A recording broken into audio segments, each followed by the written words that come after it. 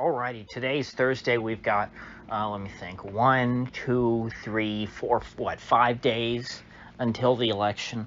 And Biden went full Dark Brandon again last night. I didn't even watch the speech. Frankly, I didn't know what was going on until it was already over. And I just saw Biden's speech, on Twitter and scrolled through some of the highlights. So I'm not so sure that a lot of people saw Joe Biden's big closing remarks before the 2022 midterm elections. But to the extent that people saw Biden's remarks, I think that that's going to harm him. I think that it's probably in the Democrats' best interest that, I'm someone who follows politics pretty closely. I had no idea this speech was going on. It was a big primetime address to the nation. So this is the kind of thing that, once upon a time, let's say the 1950s, 1960s, the president calls an address to the nation. Everyone sits down in front of their TV and watches it. And they listen, intently to the words that the president has to say to the American people. That was not the case last night. The real intent of that address was to be a televised campaign rally, and hopefully only partisan Democrats saw it, because, if you're not a vote blue no matter who kind of person to begin with, that speech was going to turn you off and alienate you from everything that I've seen from it. Basically, Biden said, kind of like what he said to the black people: if you don't know who you're voting for, you ain't black.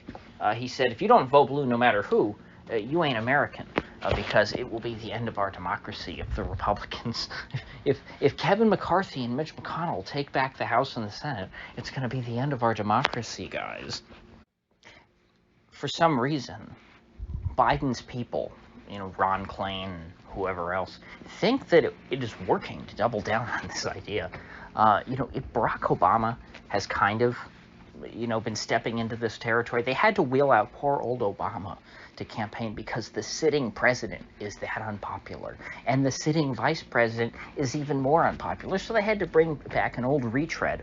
Obama, he's almost got a full head of white hair at this point. The man is not a leader. He doesn't like to lead people. He wanted to be a celebrity. He used the White House to leverage himself into being a celebrity. He wants to live at his estate on Martha's Vineyard and, go spend the day out on a yacht with Tom Hanks and Oprah and whoever else, is a part of his entourage for that day. And all these other celebrities, they have their accolades, or their acolytes, whatever you want to call it. They have a long resume. Tom Hanks was in Big and Forrest Gump, and he played Sully, and so that's all his accomplishments. Oprah gave 1,000 people a free car, and introduced the world to the likes of Dr. Phil and Dr. Oz for some ungodly reason. And Barack Obama, his credentials that allow him to hobnob in that group was that he was the president for 8 years. That was his only goal, I'm convinced, in becoming president. So he has no interest in campaigning for Democrats right now. He's doing it out of obligation, because if he doesn't, it's going to be an even worse bloodbath for him. There is nobody in their party that is capable of really rallying voters. So it seems like the Republicans are peaking at the right moment. It seems like their momentum is still building, and the polls, even if you look at the bad polls, seem to reflect that. When you look at the number of states that are being contested that ordinarily would not be, such as New York, Washington, Oregon, to a lesser extent New Hampshire. I mean, New Hampshire used to be kind of a reddish and then a swingy, and in the Trump era it was more of a blue state. But certainly New Mexico, Oregon, Washington, New York, and now Nevada, these were blue states. And the fact that they're being now, Nevada is been shifting Republican for quite a few years, out of the Trump era. That's kind of like how South Florida has been shifting towards Republicans, part of the Hispanic migration away from the social decadence of the Democratic Party. But when you look at all these states, Oh, hell, I even left out Pennsylvania. The fact that they're all being contested, these once solid blue states, uh,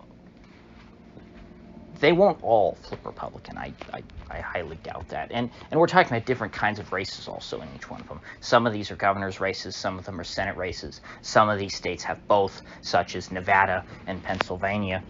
New York technically has both, but there's no real competition to Chuck Schumer. It is Kathy Hochul who's in trouble. And it's not only because this is a hyper-Republican year. Kathy Hochul is uniquely incompetent. She could have never been elected governor of New York. Well, I shouldn't say that. She wouldn't have been nominated. She's not a strong enough candidate. She doesn't stand out on her own. There is nothing remarkable about her. She's not good at campaigning. She's not particularly intelligent. And she also, doesn't have any kind of machine behind her.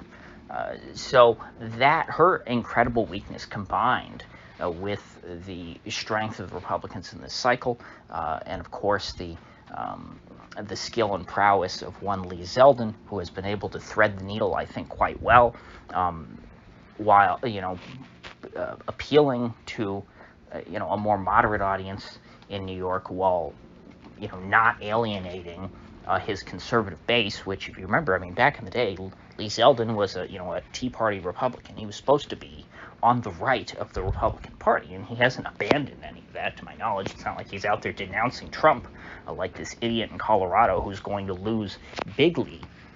Lee Zeldin has a serious shot at winning. Don Bolduc, up in New Hampshire. Forgive my voice trailing off. I'm still fighting this cough, and I have to try and suppress it while I'm recording. Don Bolduc is in a state that the Republicans have struggled more in recent years than they historically have, than they probably should. New Hampshire, given the right kind of candidates and the right messaging, could be a redder state than it is. I mean, I don't want to necessarily use Chris Sununu as the example, because Chris Sununu, while not as bad as Larry Hogan and Charlie Baker, he's more in that mold of trying to be this really annoying blue state kind of Republican. But he doesn't go that far. He still is able to hold the Republican coalition in the state together while appealing to a lot of more Democratic aligned voters. I don't think that's the way you have to win New Hampshire. I think that a Ron Paul type candidate would do quite well in New Hampshire. It's a pretty anti-war state. But for some reason, despite the existence of the Free State Project, you just don't. I've not seen any candidates like that. I mean, the Republicans ran, what's her name, Kelly Ayotte, who was John McCain in a pantsuit. Not someone who's going to appeal very well to, anti-war New Hampshire. And yet she still won a term back in 2010. I believe she lost that in 2016. And now this seat again is up for a vote. And Don Bolduc, despite being a military guy, someone who's fairly hawkish, he has a decent shot at winning. I think he'd have a much better shot if he was an anti-war Republican in the state of New Hampshire. And so the fact that Don Bolduc, again, has a decent shot at winning on Tuesday shows that the Dems are not in a good position. In a year 2016 in which Trump was elected president, the Republican lost their Senate seat in New Hampshire. So skipping over Pennsylvania for now, going over to the West Coast, you've got Oregon and Washington. In Washington, it is the Senate race that is potentially competitive, and it is the governor's race that is very competitive down in Oregon. Oregon is a special set of circumstances. You have a third-party candidate that is peeling away votes from the Democrat in Oregon. That, combined with all of the chaos of Portland over the last couple of years, has created a perfect storm that I think at this point, more likely than not, is going to result in a Republican governor being elected in that state. Up in Washington, you have old Patty Murray running against a pretty younger woman by the name of Smiley. It's a pretty cheery name. This Smiley character she's got a decent shot from what I understand. And if you just look at these three solid blue states, Oregon, Washington, and New York, if any of these races in any of these three states happens to flip red, that's going to be a big deal. That will, excuse me, I had to cough again. That will solidify, I think, this election's place in history as a extreme Republican upset. It would be probably a worse loss, I think, than 2010. Now, the Democrats, had a big seat advantage in the House and the Senate back in 2010, so the Republicans had a lot of room. They had a lot of room for growth. So if you look at the raw number of seats flipped back then, you're not going to exceed that during this election when the Republicans are, basically 50-50 in both chambers, or fairly close to it. But I wouldn't rule out, that's the wrong phrase. I shouldn't say I wouldn't rule out. I think that given the current environment, how polarized this country is, that if the Republicans are able to gain as much ground as we think that they might, that would make this election more substantive than 2010. Because people are more set in their ways now than they were back in 2010. They were more persuadable back then. There were more swings. There were more swing voters. You don't have that these days, especially in states like Washington, New York, and Oregon. And I keep bringing these three up because these are states that should never be competitive. We should not be talking about them. The fact that we're even discussing them is proof of how bad things are right now for the Dems. Think about it this way. If there's a Republican governor in New York, do you think that there won't be a Republican senator from the state of Arizona, Nevada? Obviously Ohio is not even, that shouldn't even be talked about. But Pennsylvania, Nevada, Arizona, potentially New Mexico. I would think New Mexico would go red before New York, wouldn't you? Especially with New Mexico being an oil-producing state, big-time oil-producing state, and the Biden administration being the most anti-oil administration of my lifetime. You think if there's a Republican governor in New York that there won't be a Republican senator right up in New Hampshire? You think if there's a Republican governor in the state of New York, there won't be a Republican governor in Maine? So you see, these races are high water marks. If you start to see these races go the wrong way for the Dems, there's so many other dominoes that will fall first. It's amazing to me that I see so many ads for Val Demings here in Florida. And she is just blitzing television, has been for weeks, when she's not remotely competitive. Why are the Democrats spending so much money on TV ads in Florida, very expensive media markets, when their Senate candidate is largely unknown and not competitive? She's going to lose by more than 10 points. It's likely that Charlie Crist is going to lose by more than 10 points, too. This will be his greatest defeat in, I think, statewide ever. I believe that back in 2010, when he ran as an independent, despite the fact that Kendrick Meek, the Democrat, refused to drop out of the race and endorse Charlie Crist despite pressure from the Democratic Party to do so, I believe that Crist still was within 10 points of Rubio, back when he was running against him. Obviously, Crist is not running against Rubio now. He's running against DeSantis, who was and that was back in 2010. He's going to lose more this time. And that's not just because the national environment. Florida has become a much more red state in those years. Florida is, at this point, I think, a lean red state. And that's in any given election. So therefore, on a very strong year for Republicans like this, you're going to see those margins increase substantially and it become what would be considered a safe red state, which I think is where most reasonable people are placing both of the statewide Florida elections, the ones that are watched, the House and the Senate. We also have, cabinet officials, at least one. The Secretary of Agriculture is up this year. Oh, heck, I forgot completely to even mention Georgia. if there's a Republican governor in the state of New York, you think Herschel Walker isn't going to be elected the next senator from the state of Georgia? Come on. Now, I'm not saying Lee Zeldin's a shoo-in. Far from it. He's still the underdog. He still has an incredible uphill battle. But his position has only been improving. And even if he doesn't quite make it, if he gets it close, everybody else is going to make it over the finish line. So that's kind of where I'm at this point.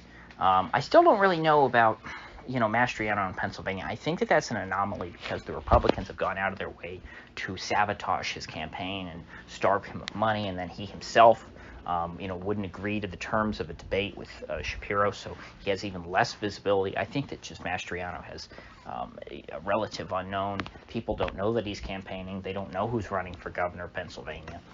And they haven't really heard any opposition to, what Shapiro has been saying.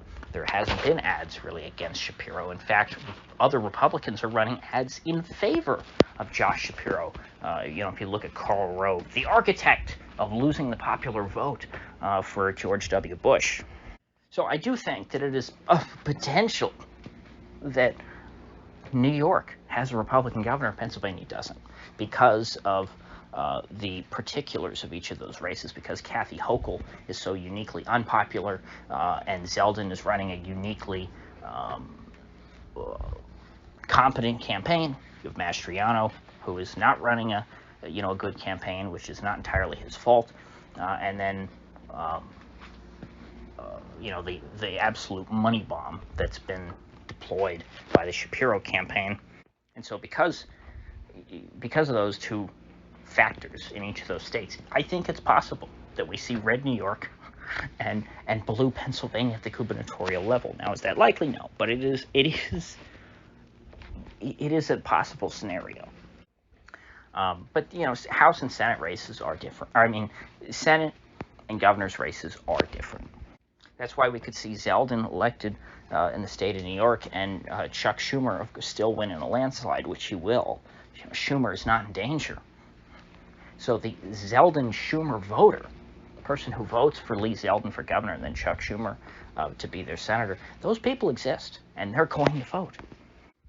I can see Zeldin and Schumer locking arms, maybe the day after the election, declaring each other's victory, and they'd look like The Rock and John Cena teaming up. Never before, never again. I don't watch the WWE, but I remember that commercial from back in the, was that the 2010s, or was that like the aughts? I can't remember how old that commercial was. I saw it many years ago. I always just thought it was a funny ad. So, moving on from there, gosh, where else is there that's competitive? I guess I haven't talked much about Ron Chetty in New Mexico. Ron Chetty did pretty good, I think, back in 2020. He was running for governor. He's a local weatherman in Albuquerque, kind of a similar story to Kari Lake, though he is much more mild-mannered, which I think fits the culture of New Mexico. I'm not so sure how a Kari Lake would play in New Mexico. So when all is said and done, let's count up, Republican Senate seats. I think that Pennsylvania is going to be a hold, because remember, that was already a Republican senator, not Arlen Specter, the other guy, not Tim Pawlenty. He was so forgettable, I forgot his name. Turned into, once he just announced that he wasn't running for governor, he turned into a big Bitcoin guy, which I found kind of weird. It's kind of like John Boehner's pivot to being a medical marijuana guru. But that doesn't matter. Again, I don't even remember the guy's name. So, Pennsylvania, Republican hold. Oz, I think, he's going to be in there. It'll be weird, but he's going to be there. Can't be weirder than President Donald Trump. Ohio, again, Republican hold. That was already a Republican Senate seat. This is not.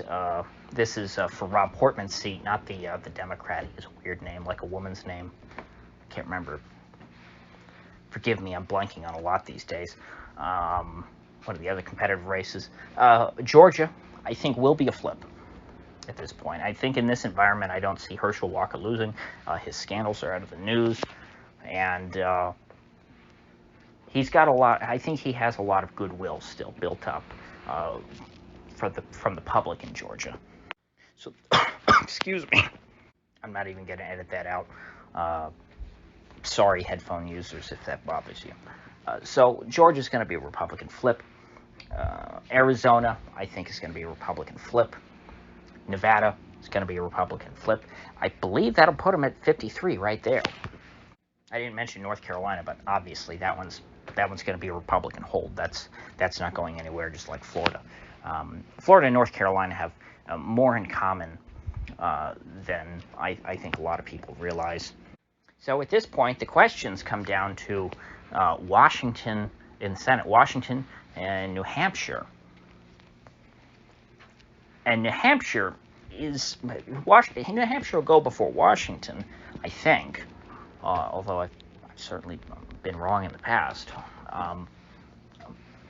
I'm still not sold on Don Bolduc. He is not the perfect candidate for New Hampshire. He is doing better because Republicans in general are doing better. Although, his spot on Tucker, I think he was on Tucker a night or two ago, and the fact that there was just an attempted assassination on him, that might help boost him a bit. So at this point, conservatively, the Republicans are going to have 53 seats in the Senate. Reach goals would be 55, maybe even, 50. If they got to 56, where would it come from? New Mexico, I guess. New Mexico, I think, is a sleeper. Ron Chetty has a unique appeal that a Don Bolduc or even a Smiley does not. He has that goodwill built up with with the ordinary public in a similar way to Lake and Walker. Forgive me for I'm stumbling all over my words. Very tough. I can't wait for this cough to be over. It'd be so much easier to record these. So Ron Chetty has a certain public appeal to him. He has goodwill amongst them. He's not just a generic Republican. And I think that gives him a certain advantage that isn't being properly factored in and wouldn't necessarily show up. So, yeah, I think anywhere 53 is the bottom line. The Republicans will have 53 seats in the Senate. They could have as much as 56. But that would be a really, really good night. A decent night, I think, still surprisingly good, would be 54. I would think 54 is a pretty good goal. If they hit 54, the Republicans can, pat themselves on the back. Of course, only certain Republicans, because the Mitch McConnells of the world will not be happy to welcome, Blake Masters to the U.S. Senate. I think he'd be happier with people like Oz and Walker who, have the Trump seal of approval because they're personal friends of Trump, but don't have a very strong political ideology. Adam Laxalt's a pretty shrewd guy. I think that McConnell probably thinks that he can work with him, even though Laxalt,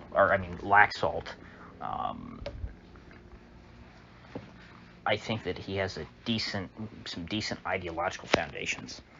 So, with that said, I think that'll be my final call on the Senate, and I will see you folks back here tomorrow.